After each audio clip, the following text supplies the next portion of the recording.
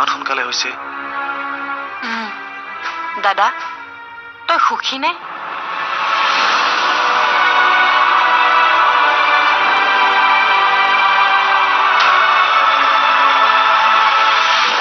তহঁতৰ সুখতেই মোৰ সুখ ভনী। তই চাগে পাহৰিছ, সৰুতে তই কান্দিলেই মই তোৰ কাষত আহিলেহে তই কন্দা বন্ধ কৰিছিলি। তেতিয়াৰ পৰা মা দেউতাই মোক এটা কথা শিকাইছিলে, সদায় তোক আৱৰি ৰাখিব লাগিব। সেইকাৰণেতো মোৰ তোক লৈ চিন্তা হয়। মই জানো পৰিণীতা এজনী বহুত ভাল ছোৱালী, কিন্তু তই যদি মিলিব নোৱাৰ তেনেহলে ময়ো দেখোন তোক একো সহায় কৰিব নোৱাৰিম। ধেত বেঙি, তেনেকুৱা একো নহয়। মায়ে কৈছে নহয়, তেওঁ কেৱল প্ৰয়োজন বহুত মৰম আৰু যত্নৰ। সেইখিনি কৰিব নোৱাৰিম জানো? চা বনি, সঁচা কথা কৈছো, মোৰ কিন্তু বিয়া পাতিবলৈ একদম মন নাই। মই জানো,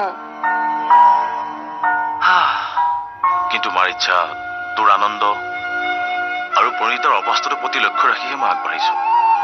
কিন্তু মই পৰিণীতাক পুতৌ কৰিব খোজা নাই ভনী। এইখিনি সময়ত তেওঁক এজন সঁচা সংগীৰ প্ৰয়োজন, যিয়ে তেওঁক সকলো দুখ আৰু কষ্টৰ পৰা আঁতৰাই ৰাখিব পাৰিব। কিন্তু দাদা তোৰ নিজৰ কথা, তইয়োতো এজন ডেকা ল'ৰা, তোৰতো কিছুমান ইচ্ছা বাসনা আছে। মই ক'লোৱে দেখোন, মোৰ সকলোখিনি যে তহঁত দুটাৰ। অতদিনে বেলেগ কথা নাভাবোতে এতিয়াও তহঁতক পৃথক কৰি নিজকে ভাবিব নোৱাৰা হলে দেখোন। দাদা তই চাবি নবৌজনীক মই কিমান মৰমত ৰাখিম।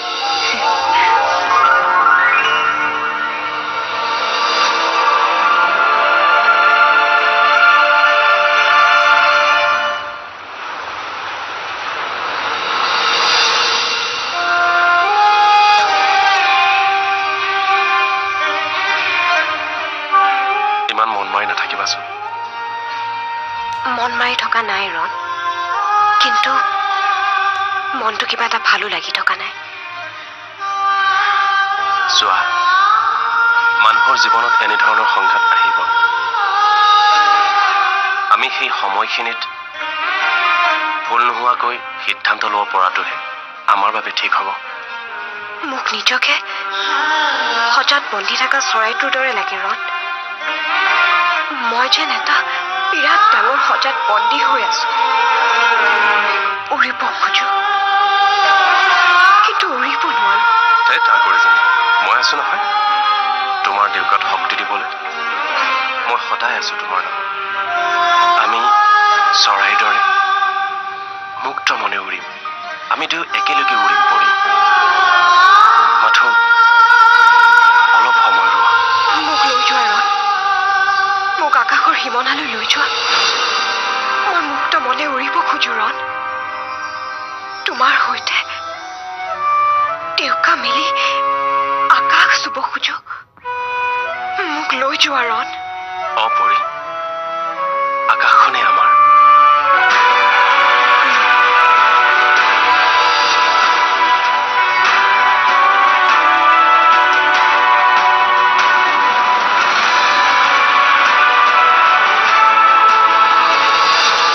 ওলাই আহিলে দেখোন ঘৰলৈ উভতি যাবলৈ মনে নাযায় ৰণ।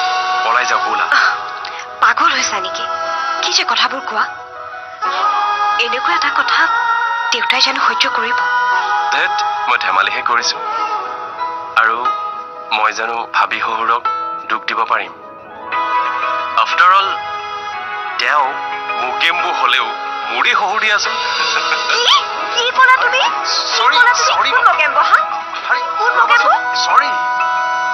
শুনাচোন, কোৱাচোন। তোমাৰ দেউতাই মোক কিয় ইমান বেয়া পায় নো? এদিন সুধিবাচোন।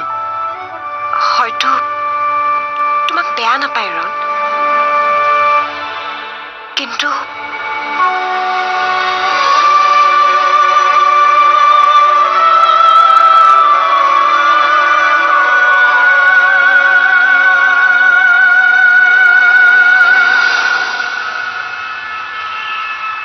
আচলতে কিছুদিন আগলৈকে মই বিয়া বাৰুৰ কথা ভবাই নাছিলো। কিছুদিন আগতে মই কি ভাবিছিলো মই দেখোন একোৱে নাজানো। মই তোমাৰ মনৰ অৱস্থাটো বুজিব পাৰো পৰিণীতা। মইহে খালি একো কথা বুজিব পৰা নাই ভালকে। মই যাক মা দেউতা বুলি মাতি আছো, যোনে মোক কিমানখিনি মৰম দিছে, যোনে মোৰ সৰু সৰু এটা কথাত ইমান গুৰুত্ব দিছে, তেওঁলোক সঁচাকৈ মোৰ মা দেউতা হয় নে নহয় তাকোতো নিশ্চিত নহয়। ধেত, তেনেকৈ ক'ব নাপায় নহয় প্ৰণীতা। দত্ত ছাৰ মানে দত্ত আংকুল আৰু আণ্টিয়ে তোমাৰ এই কথাখিনি শুনিলে মনত বৰ কষ্ট পাব। তুমি প্ৰণীতা দত্ত, দত্ত কনষ্ট্ৰাকশ্যনৰ অ'নাৰ বৰুণ দত্ত আৰু বিভা দত্তৰ একমাত্ৰ কন্যা। সেইটো সূৰ্যৰ দৰে সদায় সত্য প্ৰণীতা। মই দেখোন তোমাকো চিনি নাপাওঁ নিবিৰ, অথচ মোৰ মা দেউতাই তোমাৰ লগত মোৰ বিয়া ঠিক কৰিছে। অৰ্থাৎ মই জীয়াই থকালৈ বাকী গোটেই জীৱনটো মই তোমাৰ লগতে কটাব লাগিব। প্ৰণীতা, জীয়াই থকালৈকে বুলি শব্দটো কৈ তুমি মোক বৰ সমস্যাত পেলালা। কিয়? নাই, একো নাই। তোমাক অন্ততঃ মই এটা কথা ক'ব পাৰো যে তুমি আমাৰ ঘৰত দিল মানুহ মৰমৰ অভাৱ নোপোৱা।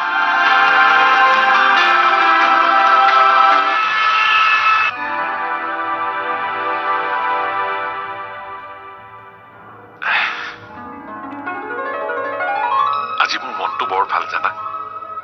কিয়? আজি ইমান দিনৰ পিছত পৰি অলপ ওলাই গৈছে। মই তাইক ফোন কৰিছিলো, তাই নিবিৰৰ লগত আছে। ভালেই হৈছে দিয়া, তাই যে নিবিৰৰ লগত অলপ সহজ হ'ব পাৰিছে।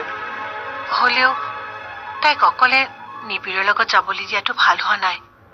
বিয়া হ'ব বুলি কথা আগহে বাঢ়িছে, এতিয়ালৈকে একো এটা ফিক্স হোৱা নাই নহয়। ফিক্স আকৌ কি, এতিয়া অকল দিন বাৰ চাবহে বাকী আছে।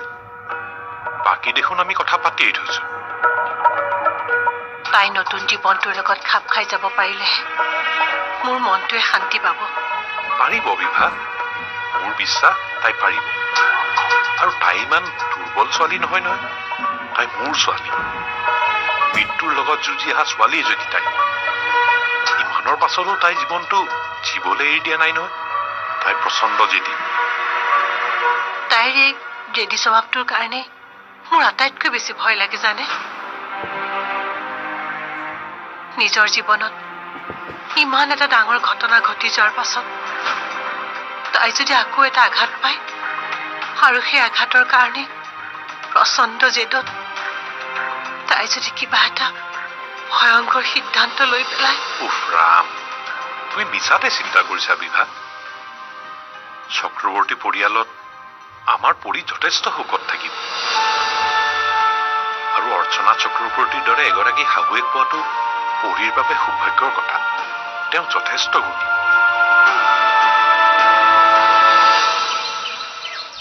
কি অসুবিধা হ'বনো?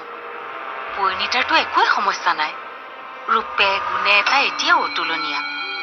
শাৰীৰিকভাৱেও তাইৰতো একোৱেই অসুবিধা নাই। কেৱল তাইৰ অতীতটোহে পাহৰিছে। আমি সেই বিষয়ত অলপ নজৰ দিলেই হ'ল। তাই এতিয়াও মোৰ বাবে সেই লক্ষ্মীজনী। কিন্তু তাই যদি কোনো অতীত আছে, সেই অতীতে যদি কেতিয়াবা তাইক খেদি আহে, তেতিয়া যদি সেই অতীত তাইৰ বাবে সুখৰ হয়, তেনেহ'লে আমি সেই অতীতক আদৰিম। আৰু যদি সেই অতীত তাইৰ বাবে দুখৰ হয়, তেন্তে আমি ভেটা দিম।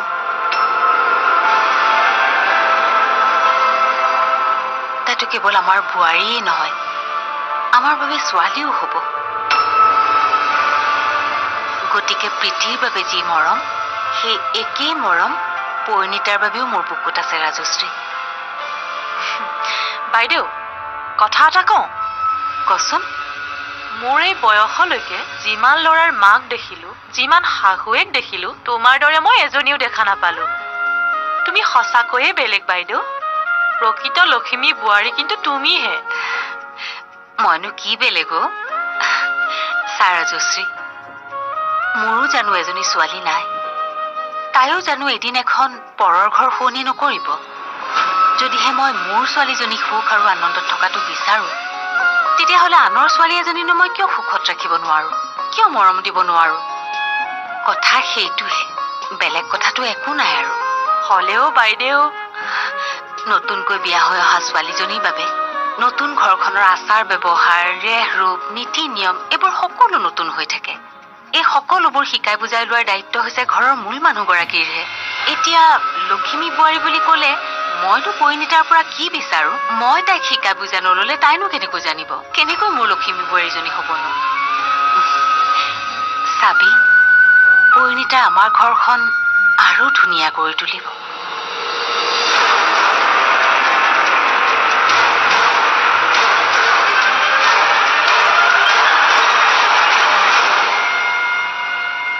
এইবাৰ চাই থাকিব বাইদেউ আপুনি ইয়াৰে এডাল সূতা বুঢ়া গছৰ গাত বান্ধিব আৰু এডাল ঘৰটো ৰাখিব দেখিব ৰণৰ সকলো সমস্যা সমাধান হৈ যাব আৰু আপুনি বিচৰা মতে সেই সুখত থাকিব এইবিলাকত মই কিমান প্ৰমাণ পাই থৈছো মই পিছে এইবোৰত বৰ বেছি বিশ্বাস নকৰো তথাপিও তুমি কোৱা কাৰণে এভাগ সেৱাও মই কৰিবলৈ ওলাইছো যাতে মোৰ ল'ৰাটোৰ জীৱনৰ পৰা সকলোবোৰ এন্ধাৰ আঁতৰি যায় তাৰ সেই খোলা হাঁহিটো যেন পুনৰ উভতি আহে আহিব বাইদেউ আহিব নাহি কলৈ যাব ৰণৰ হাঁহি তাৰ সৰুৰে পৰা সেই মৰম লগা হাঁহিটো আমাৰ চুবুৰীৰ সকলোৰে প্ৰিয় এতিয়া সি এই বয়সত আৰু দুখ পাবনে বা আমিয়ে বা পাবলৈ দিম কিয় জানো পাই কিনো নজৰ লাগিলে ল'ৰাটোৰ অনবৰতে হাঁহি ধেমালি কৰি কথা কোৱা কাম কৰা ল'ৰাটো আজি দূৰ দেশত গৈ অকলে অকলে কান্দি আছে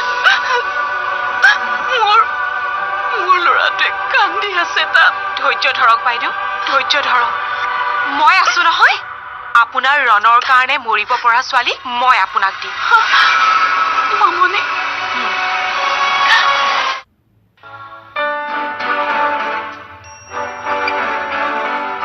তাই ঊল গুঠিব জানে নে নাজানে তাই ভাত ৰান্ধিব জানে নে নাজানে তাই ঊল গুঠিব জানে নে নাজানে এইজনী কি একেটা গানকৰ সন্ধিয়াৰ পৰা মই শুনাই আছো ঊল গুঠিব জানো এই ভাত ৰান্ধিব জানো কাৰোবাৰ কিন্তু গাত লাগিছে দেই মাৰ খাবি কিন্তু ভাত খাইছ নহয় গোটেই গজা এতিয়াতো মই শুয়ে থাকিব লাগিব এতিয়ানো মই আৰু কাৰোবাৰ ক'ত মূৰ মালিচ কৰি দিব পাৰিম এতিয়াৰ পৰাতো কোনোবাই ৰাতি ৰাতি ফোনত ব্যস্ত হৈ থাকিব তই কিন্তু সঁচাকৈ পাঁচ ছটা খাবি দাদা দাদা শুন না তইতো আজি ডেটিঙত গৈছিলি তই মোৰ নবজনীৰ লগত কি কথা পাতিলি কনা প্লিজ তোৰ নবৰে কৈছো যে তুমি আমাৰ ঘৰখনত একো দুখ নোপোৱা কিন্তু আমাৰ ঘৰখনত এজনী মস্ত ডাঙৰ মেকুৰী থাকে সেইজনীয়ে মেও মেও কৰি থাকে তাইকহে চম্ভালিব লাগিব তুমি মা তই মোৰ লগত কথা নাপাতিবি যা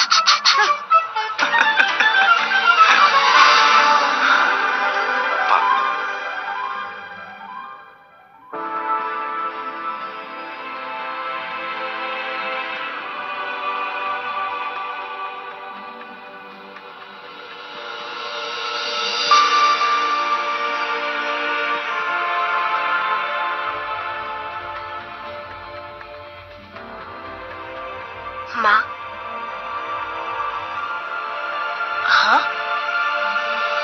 মাজনী তই শুৱাই নাই শুই থাক গৈ যা মোৰ কিছুমান কথা জানিব মন গৈছে মা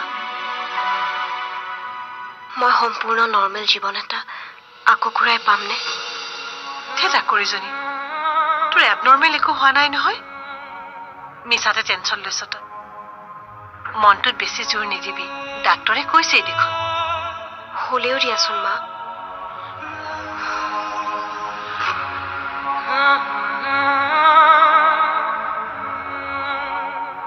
মই তোমাৰ আৰু দেউতাৰ বাহিৰে আন কাকোকে দেখোন চিনিয়ে নাপাওঁ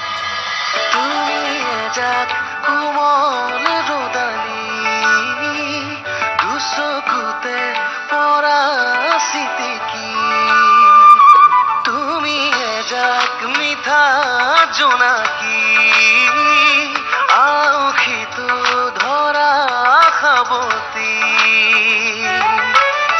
সেমেকা শীততো বৰশী জোৱাগি কপি উঠা নুলিত পৰশ লোৱাগি